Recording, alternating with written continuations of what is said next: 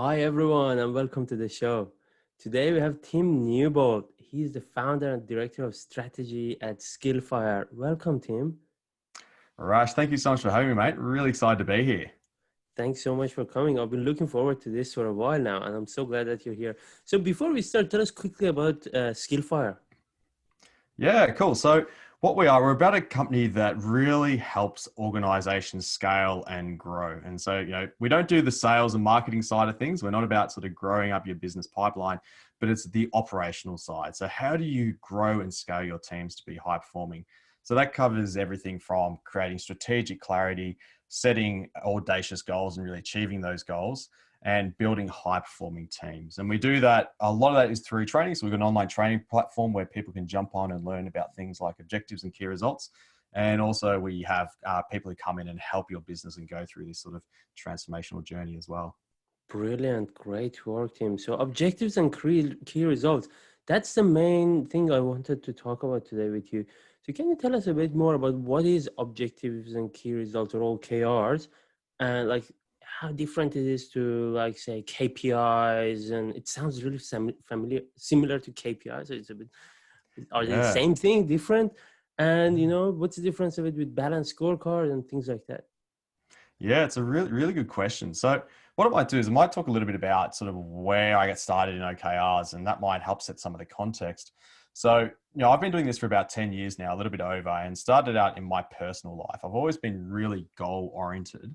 However, I was always doing these different activities. It might have been like I'm going to do a meetup event, or I might, speak at a certain occasion, or I might produce a certain app, but I was never thinking about the outcome off the back of that. And this is a really fundamental concept. So we do all this stuff and businesses do all these things. They have projects, they're launching new features, they might be doing new training, but the outcome is the result of doing these things. So what actually happens off the back of these sort of activities, and thinking about that, that's really the key about objectives and key results, is shifting to that outcome mindset rather than doing the busy work.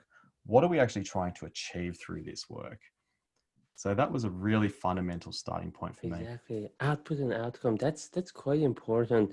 Uh, could you give us some examples of the difference of output and outcome? Yeah. So, for me, the simple way to look at it is thinking about the end destination of what you're trying to achieve. So the OKR framework, it's the structure of an OKR is actually remarkably simple. The framework's a little bit harder to get your head around, but if we just go with the structure, we have an objective and key results. And generally, if you're just starting out with this, let's say you're introducing this to your team, you're going to want to have one objective and a few key results that help you measure that objective. So the objective is simply the destination. What are you trying to achieve? It gives you clarity of thinking and understanding of the outcome you're trying to drive, but in itself, it's not really measurable. And that's where we have key results. Yeah, so they're the So are the measures. key results the outputs? No, so that's the trick. And what we often see people do is they capture key results as outputs. So again, that's a really good question. The key results are the measures of progress. And so let's give a bit of an example. So let's say my objective is I want to improve usability. So speaking there, the output of that might be a new customer experience. We've redesigned the customer experience, right? So that might be the output. We've redesigned this customer experience, and that's something you can create, you can do, you can deliver it, you can see it and look at it and go, is it done? Doesn't necessarily mean that the outcome is achieved, though. The customers are happier. So if the outcome, if we're looking for the outcome for the quarter to have an improved user experience, then the key results, one might be customer satisfaction. So they're satisfied with using the experience. Another one might be time to complete a task. So they're getting the job done faster. So these are all measures. And what you can do, if you're doing an OKR over a quarter, you can actually chip away at those key results. You might make a few tweaks to your product and actually see a move in the numbers. You can see, even with this little change, we might not have absolutely achieved our end goal, which was, a certain level of customer satisfaction. Often you score that out of a scale of 0 to 5. Let's say you want to go from a 4 to a 5. You can do little things and even just see a tiny improvement where maybe it's a 4 to 4.1, and that's a step in the right direction. And it needs to be something that's measurable quickly, right? You could, yeah. Absolutely. Yeah. So what's the Yeah. difference of KPI and OKR? Yeah. So that's a really another good one. I think, the way KPIs manifest in most organizations now is the balanced scorecard. And, that sort of has been very popularized, from quite a long time ago. And, it's certainly got its own value in there where it gives you a broad based sort of focus of different numbers you try and drive forward in the business. The key difference for objectives and key results in the balanced scorecard is it's about focus. That's probably one of the biggest things. OKRs give you clear focus on what's most important right now. What are you really trying to drive forward? And we then think about a few other elements. The balanced scorecard, you're expected to achieve the whole thing. You want to nail all the metrics that are set out in that.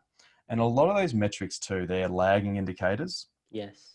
And we won't go too deep into that here, but basically the metrics I gave you earlier for the example of usability, as I said, you can make little changes and see improvements. And so you know that you're heading down the right direction.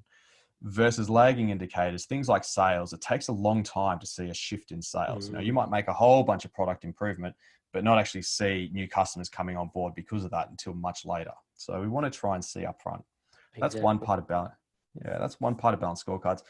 The other one is it mixes together the metrics that you're trying to maintain versus the metrics you're trying to change. So OKRs is exclusively about change. You're trying to drive an improvement in the business versus your KPIs are often about maintaining things within a healthy range. Maybe in a call center, you want to have a certain call handle time or a certain first call resolution time.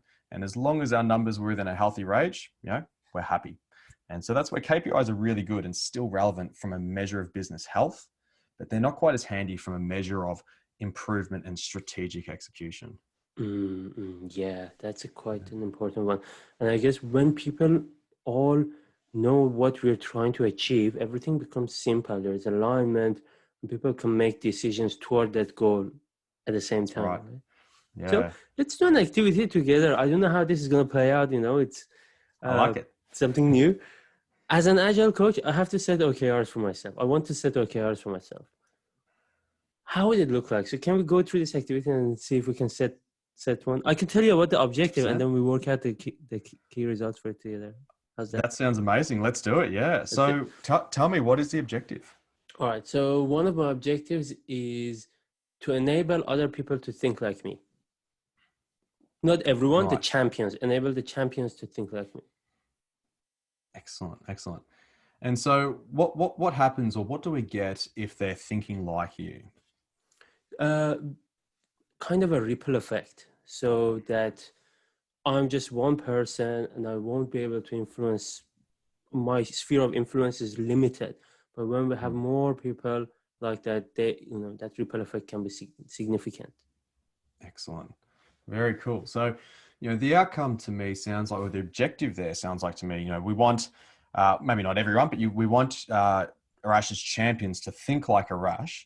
So they're driving outcomes across the business, something like that. Again, you probably want to wordsmith this a little bit, but that's the sort of loose sort of structure we're talking about, right?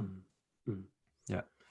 So what we are measuring here, should it be the number of people who are thinking like me, or should it be that end outcome in the business?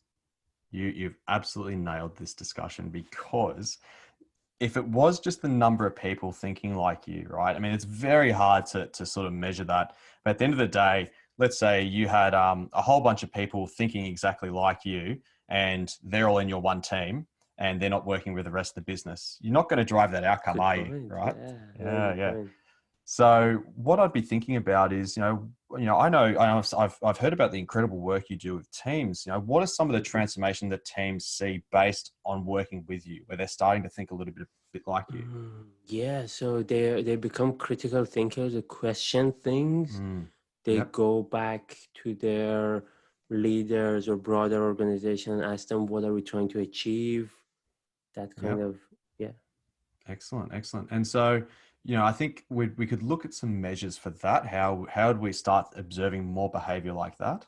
I know also with your work, you're going to see more sort of, possibly throughput with teams, or they're going to have more, I don't want to get too technical here, but things like, more flow efficiency and those kind of things. Yep. So there's all these metrics that come with working like a rush, Arash, I think there's all these metrics that come along with it. That's brilliant, because working Yeah. like a rash may not be a good thing actually, right? Because how Well, do we know if it's improving flow efficiency and things like that? So it's an experiment at the same time, right? well, that's it. That's it, right? So the idea here is if we can have teams thinking like Arash, and therefore they are, talking to their leaders more and challenging their leaders more. So we could do a bit of an exercise on what is the measure there. But then there's other really obvious sort of measures like flow efficiency. Maybe let's just go with one that's simple. I'm not saying this is a good example, but let's go with one that's simple. Let's say we want to increase the flow efficiency. And at the moment we're at sort of 10%, and we just want to get it to 20%. And we know that working with Arash, maybe you get up to 50%. But if we're just taking a first step on that, can we go from 10% flow efficiency to 20% efficiency? And that little step alone, we can see that people are starting to pick up your ideas and understand your ideas and starting to think like you. And if that's over a quarter, within a few weeks, you can see them already moving the needle on that, or not moving the needle like that. Or to your point, maybe they are thinking a bit too much like you and it's sending it in the wrong direction, which I actually don't think would happen. But I think, it gives people that positive feedback loop, and they can see that progress they're making. Fantastic. Yeah, that's brilliant. Yeah. So one last question before we finish. How ambitious should the KRs be? Yeah, it's a really good question. So there's lots of different positions on this and perspectives on this. The generally accepted thing is you want to have them as a stretch. So you want to be sort of having to push yourself, and on average, you're going to achieve your key results on about a 70% success rate. Now, the reason we do that is if it's all just 100%, that's like traditional traditional KPIs, right? And that's where we don't create an environment that accepts failure. You have to achieve this key result. That's the bare minimum. If you don't do it, then you've failed.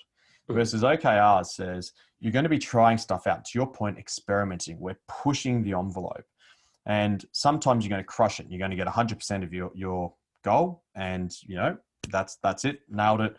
Other times you're actually going to struggle a little bit. So as long as you're having an average of 70% per an objective, so let's say you've got 4 key results under an objective that's going to measure that objective. If you hit about a 70% success rate, that's a really good sort of point to get to. And that means, anything more than that, you're sandbagging. Anything less than that, you're not trying hard enough. And through that, it creates a really powerful feedback loop as well that you can learn from. How far can I push myself? Yeah. Absolutely. Brilliant conversation. Thanks, Tim. Was there anything else you wanted to talk about today? Look, I had a question from you, mate. I really love the work you're doing. And I wonder, how have you worked with teams to help shift that mindset to an outcome mindset? Because again, OKRs isn't the only way to do this. I think we've got to think about different approaches. What are some of the techniques you use? So I help teams, I ask teams, why are you doing that? Like, what's the outcome? What's the purpose of this? And they don't know. And sometimes they know. And then I say, like, how do you know what success looks like? And then sometimes they know, sometimes they don't know. But then when it comes to measurement, it's typical, the product owner tells us that. And then I ask the product owner, and they say, I don't know, it's the product strategy. And, of course, there's a lot of thinking going in there, and there's lots of competent people doing really hard work, and it's great work, but it's based on a lot of assumptions which are not formalized. And we don't know, it's not transparent to everyone. It's in someone's head or somewhere.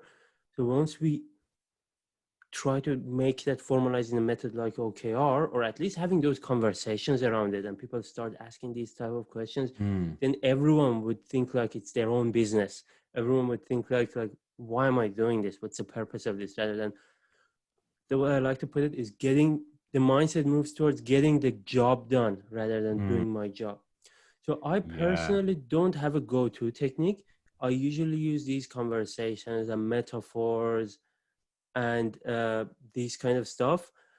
But yeah, I think OKRs would be a brilliant one. I'm interested if there are other frameworks to experiment with them as well. And see how that goes.